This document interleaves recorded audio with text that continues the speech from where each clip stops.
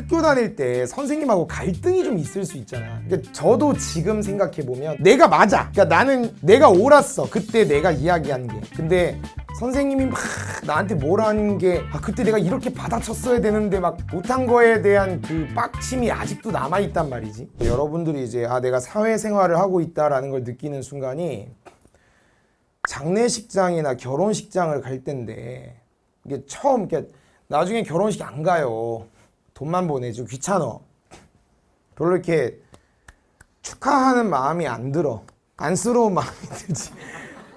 처음에는 이제 친구 결혼식장을 가면 굉장히 꾸미고 갑니다. 이게 뭐 좀 친구가 더 주인공인데 내가 주인공인 것처럼 하고 가요. 왜냐면 신부 측의 친구들을 이제 꼬실 생각으로 가거든. 이거는 아마 여러분들도 지금은 막 이러지만 가보면 알아.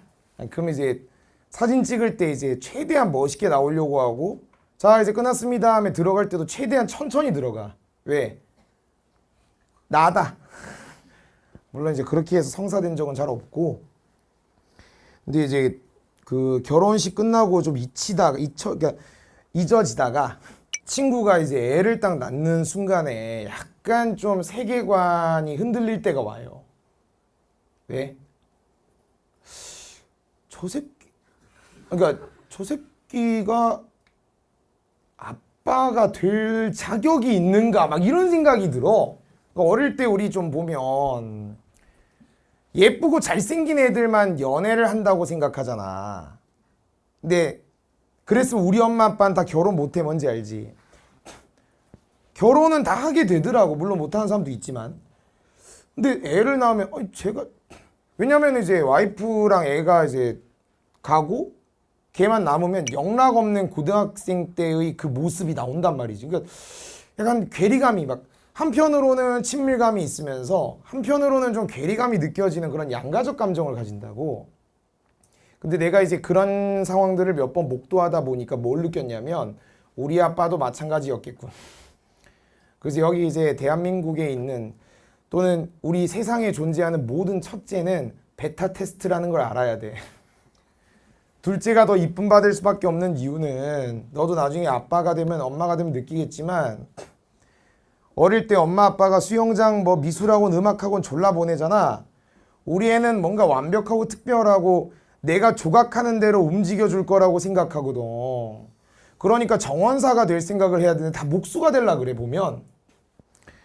근데 우리 애가 내 맘대로 잘 안 되고 사실 저도 그런 생각이 있어서 일단은 이 새끼를 한자 교육부터 졸라 시켜서 축자적 의미 파악에 좀 용이하게 뭐 이런 계산 들어가면 이제 선배들이 야, 네 맘대로 될 줄 알아 뭐 이런 얘기를 엄청 한단 말이지.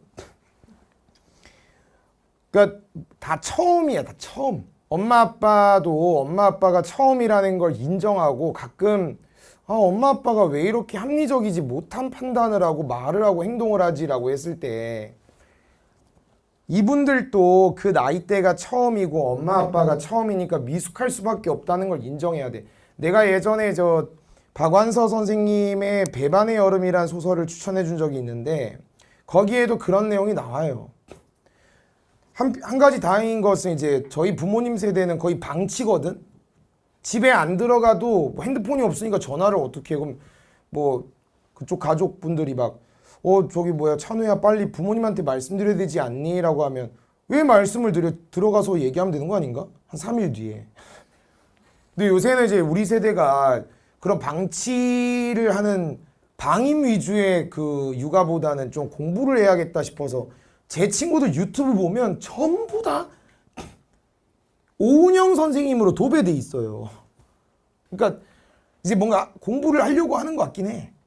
제가 이 말을 왜 하냐면 스승의 날 특집으로 이거 나 말고 난 강사니까 학교 다닐 때 선생님하고 갈등이 좀 있을 수 있잖아. 그러니까 저도 지금 생각해보면 내 이름은 얘기 안 할게.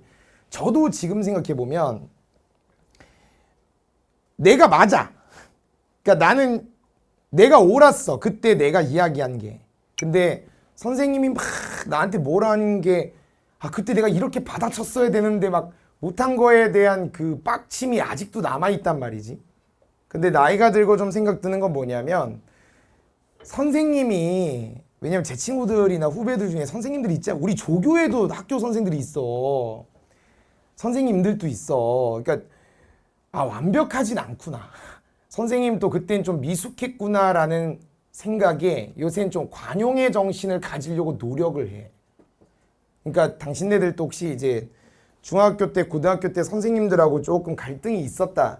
그러면 네가 이제 어른이 되고 싶잖아. 그럼 좀 관용의 자세를 가지고 좀 품으려고 해봐. 라고 얘기했더니 이제 애들이 끝나고 와서 그 선생님은 자기가 그렇게 했다는 것에 대해서 반성조차 못할 뿐입니다. 이제 그분은 그냥 미숙한 겁니다. 미숙한 게 아니라 그겁니다. 그냥. 내가 이제 달랜다고 이제 애먹어. 그 얘기하면서 울고 막 빡쳐가지고 뭔지 알죠? 그래서 괜찮니?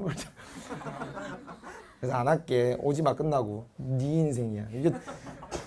이런 얘기를 내가 한 10분 썰을 풀어. 그러니까 걔가 이제 막 부끄러움조차 없을 뿐입니다. 라고 얘기를 해서 내가 그럼 더 됐네. 부끄러움조차 느끼지 못할 그런 사람에 대해서 왜 네가 화를 내고 에너지를 쓰는 거야? 그냥 그런 사람이구나 하고 그냥 생각하고 넘어가면 돼. 그러니까 내가 이 말을 왜 하는 거야? 승화를 시키라고, 승화를.